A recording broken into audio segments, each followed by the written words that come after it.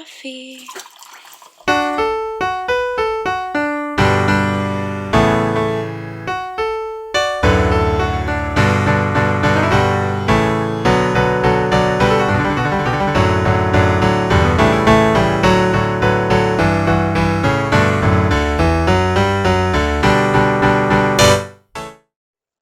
Good morning, guys.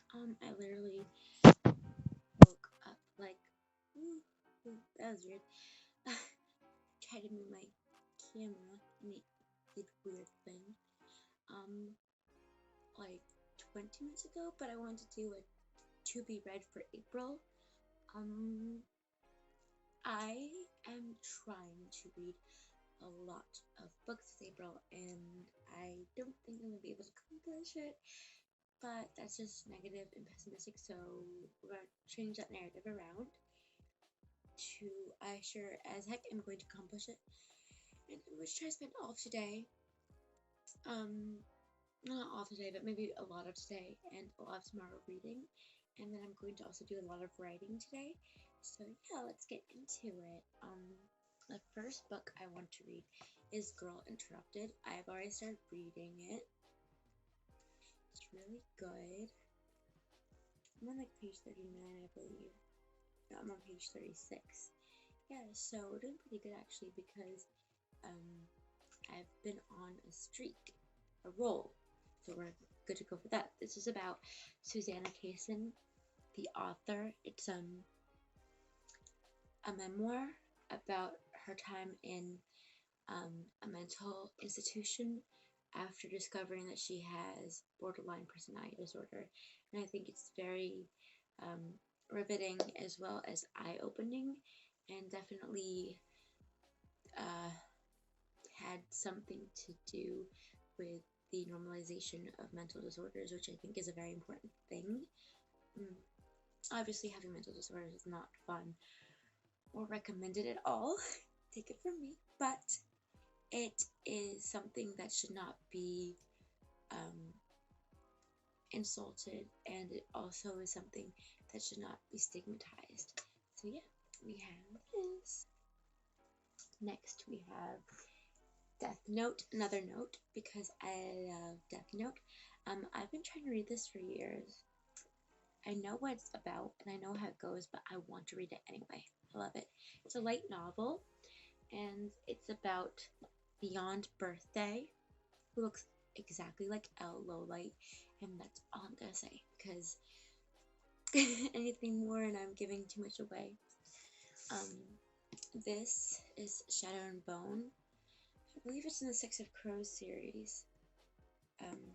Is it called the Six of Crows series? I wouldn't trust myself with that. Oh no, it's called the Grisha trilogy. And yeah, I've been trying to read this for quite some time as well. I'm excited. It's by Lee Bardugo, who I hear is an incredible writer. It's about this girl who is an orphan.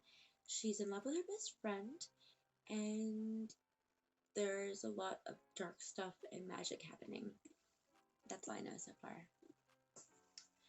Next, we have The Continent, which is a book that I won in a contest at the library, my local library, and it is about, I believe, either a futuristic world or an alien world, and there is stuff happening. I believe it's trying to kind of establish something about the problem with indigenous crime, but that could just be a reach, because they're talking about I believe like an indigenous peoples, or two rather, of a place called the Continent, and there's a lot of war happening, and there's a lot of stigma, and yeah, it's also about how war is a problem, which I stand by because I'm a pacifist and everything. So it kind of goes hand in hand. And yeah, it's interesting. I started reading this last year in April, then I put it down because I have a terrible habit of doing that. So let's see where that takes us, shall we?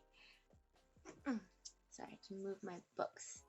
Next we have Howl's Moving Castle, which, for those of you who know Studio Ghibli, yes, Howl is a wizard and he eats hearts. Or does he? Sophie is a very young old woman.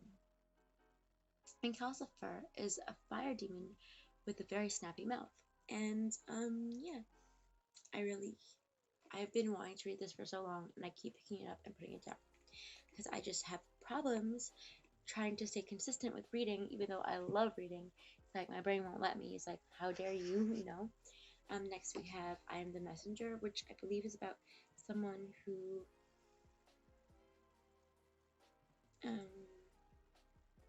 yeah, he gets a lot of mysterious mail. That's pretty much how I am putting it. Yeah, I'm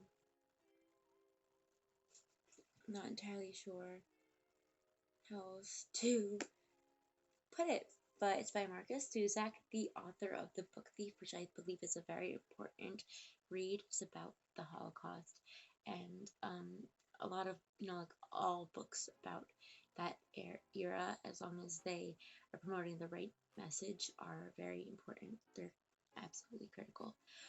So, continuing on that kind of dark note, unfortunately, next we have The Handmaid's Tale, woohoo, by Margaret Atwood, who I love hearing speak. Like, she talks like a goddess, pretty much. I don't know. She talks like I could just listen to her for ages and not get bored. And this is a warning of what could happen if discrimination and oppression is continued to be normalized in microaggressions and whatnot, becoming and like harmful mindsets, becoming an entirely different, warped and perverted world of their own. And the next one we have is A Good Girl's Guide to Murder, which I saw. I believe the reason I picked this up was because Ruby Granger, I believe she was either reading it or had it on her list, and then I saw it in my Barnes & Noble when I was looking for something new to read, even though I have problems reading everything I already have, so I'm like, bye. Yeah, and this I have no idea what it's about, but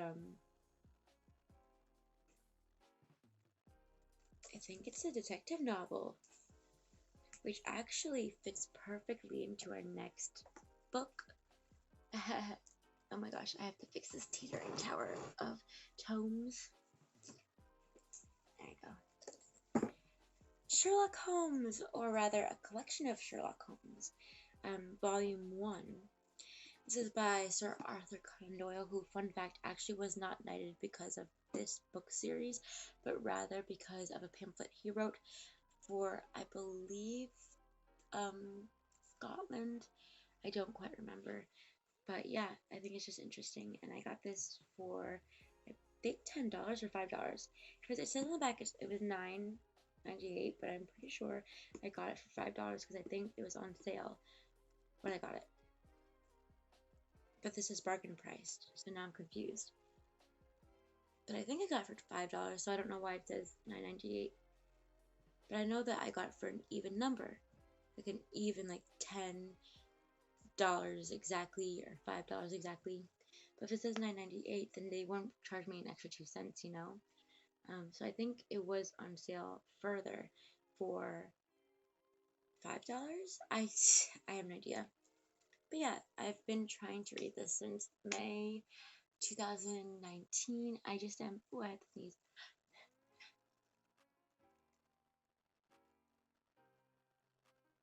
Is it happening? Okay, I don't think it's happening. Okay, excuse me. Oh my gosh, dang. Okay, it did happen, obviously. You gotta, when you sneeze, you gotta go in the crook of your elbow.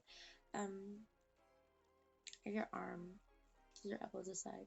This is, anyways, anatomy aside. This is no Grey's Anatomy. Yeah, I've been trying to read this, and again, I just have trouble reading. I think it's just a bad habit that I've picked up over the years, because when I was younger, I used to be able to hyper-focus on books. Like, I would be so invested in them that if someone was talking to me, I wouldn't be able to hear them, or realize they're talking to me. I was able to drown out the background noise and the ambiance around me, but now, it's kind of like, I get distracted by every little thing. Um, I have trouble focusing. I have to read the same things over and over again, and it's not fun, it's not a fun ride, but reading is supposed to be fun, so, I mean, this is part of my job, like, I am intending to become an author one day, and as a writer, reading is a very crucial part of the career. It's like reading and writing come together, Literature is a very self-perpetuating career in that you have to read literature to write literature, and you have to write literature to be read, then other people will read it and write. You know what I'm saying? It's very self-perpetuating, which I really admire, because you can never really run out. And also, a lot of people tend to get inspiration from other writers. So yeah, literature just keeps stuff going. So that is my April to be read. I am really, really, really, really, really hoping, fingers crossed, that I actually accomplish this. I want to be able to read a 500-page book in one day and 2 or 3 books a week like I used to. So let's just hope I can. So I'll see you guys in my next video. It's just very quick and simple and easy, and well, this was 12 minutes long, and that's my lucky number, so let's make it 12:12, and have a great day. Like, comment, subscribe, keep reading, and keep writing. Bye!